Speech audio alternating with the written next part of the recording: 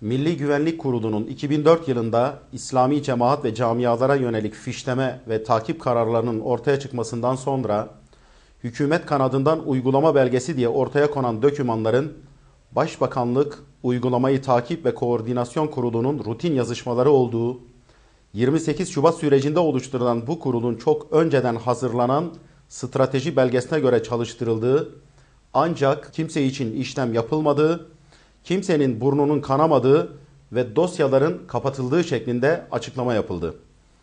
Geçmişe oranla bir düzelme olduğu kabul edilse bile, geçmiş 10 yılda ve günümüzde bile İslami cemaat ve yapılara yönelik polis baskınları, ajanlaştırma faaliyetleri, karalama kampanyaları, tutuklamalar, sivil ve meşru organizasyon ve etkinliklerin suç sayılması, düzenlenen komplolar, dindar insanlara haksız yere verilen ve toplamı yüzyılları bulan hapis cezaları, dernek kapatmalar halen devam etmektedir.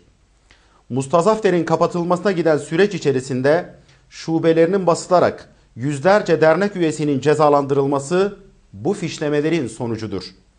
Derin devlet, sisteme muhalif olan tüm kesimlere sivil ve barışçıl bile olsa tahammül göstermemekte, dönemin el verdiği ölçü ve oranda baskısını sürdürmektedir.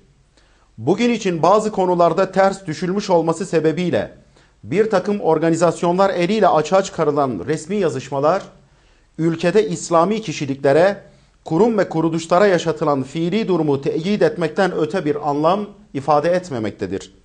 Devlet, bu toplumun esasını teşkil eden temel değer olan İslam'ı kendisine referans almış yapı ve şahsiyetleri iç düşman olarak algılamaktan vazgeçmeli, toplumun temel dinamikleri ve değerleriyle barışmalıdır.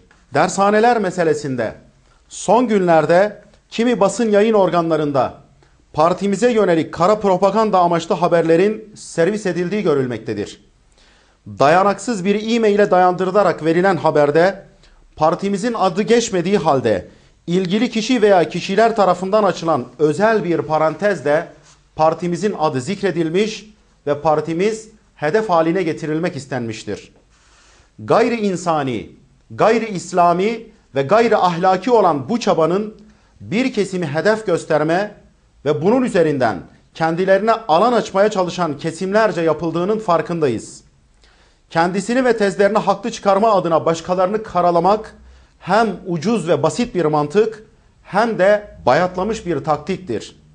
Yıllarca halkı sanal ve mevhum korkular üzerinden manipüle ederek vesayetçi sistemlerini devam ettiren derin ve paralel devlet yapılanmalarının son tahlilde hem halkın hem de hakkın gadrine nasıl uğradıklarını ibretle müşahede ettik, ediyoruz.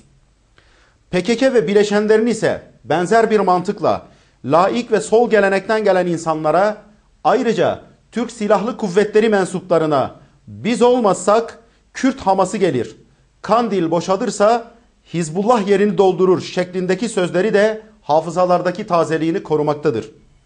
Grupsal çıkarlarını sağlama alma adına masum insanlara iftira atmaktan çekinmeyen bu pespaye ve makyavelist anlayış sahipleri kirli planları ve karanlık emellerine partimizi alet edemeyeceklerdir.